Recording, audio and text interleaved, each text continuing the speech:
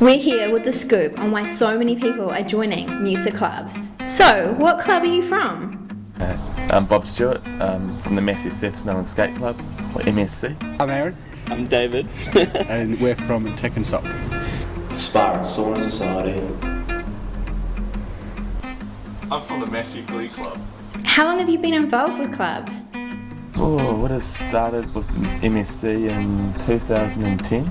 I've been involved with Tick and Sock for 3 years, 2 years of which has been on the executive, and my first year which was on the committee.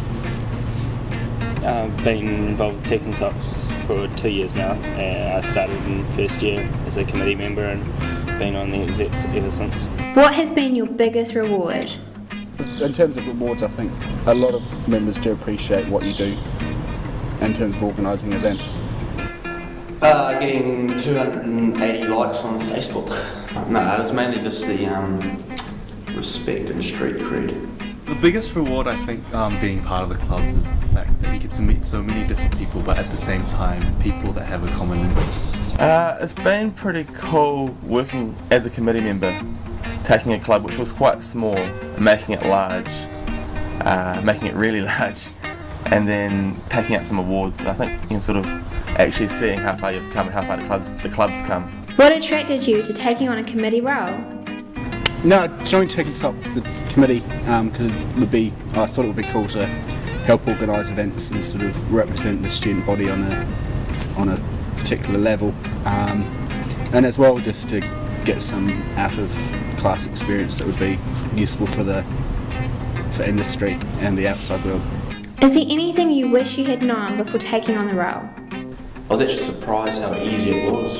I wish I had known the amount of responsibility involved in running a club, as a president, and not just logistical responsibilities. I wish I'd known, all the social responsibilities as well, just catering for everyone's different needs, and the amount of work it takes, financially and in terms of planning as well, to get a club working to some extent. What support has Noosa given your club?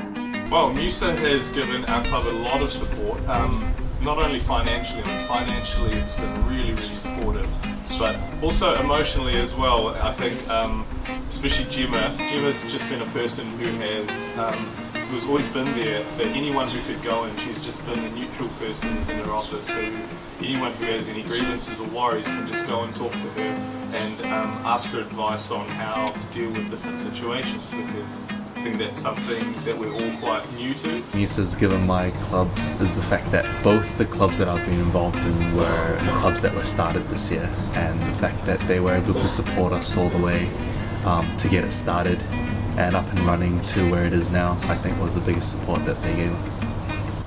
Yeah, I guess capital's the biggest thing, so making sure we get as much funding as possible, but also support. And we've had a lot of support from Noosa, not just through the club, but also through our time as students at Massey. And I think it makes it easier if you can get to Noosa for club stuff, and you kind of feel like you can warrant going there for non-clubby stuff as well. So yeah, Noosa's been really helpful. And what's been your best club's experience? I'd probably have to say our club parties, pretty special. Taking over someone's house or taking over an award ceremony or whatever and having a few beers.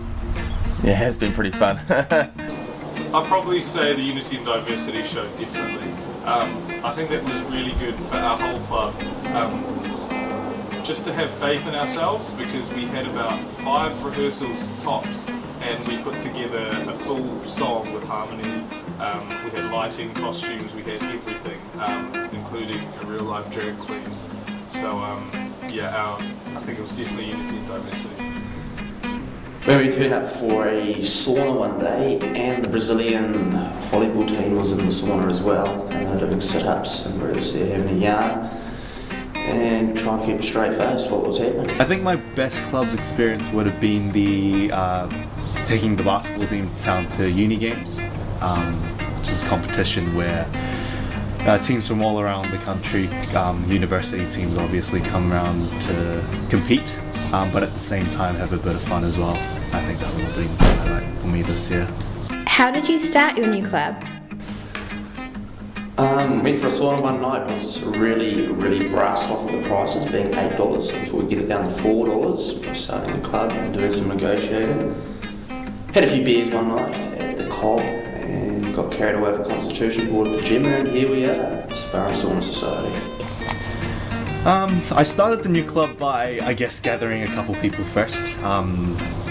Like the rules are, you have to gather 10 people first, and then we kind of had to figure out what we exactly wanted in the club, and then we approached Gemma, obviously, and she helped us through the process, all the paper processing and on whatnot, and yeah, that's how we pretty much got started. Do you have any words of wisdom for future club members? Get things done on time. Yeah. Helps a lot. And a lot of, if you're planning an event, even if it's like a barbecue, even tiny events like that, start planning really early. I think just being willing to admit that you're wrong is really important, just to have, and also to have a thick skin and not take things to heart, because there are a lot of situations where you might get personal insults and things, but just think that those people are saying those things just out of pure emotion. Be organised. Use Facebook as much as you can, because the group page is really useful and really the only way we can communicate with bigger clubs. Make the most of the funding, or the grant rounds. Be nice to Gemma. Yeah.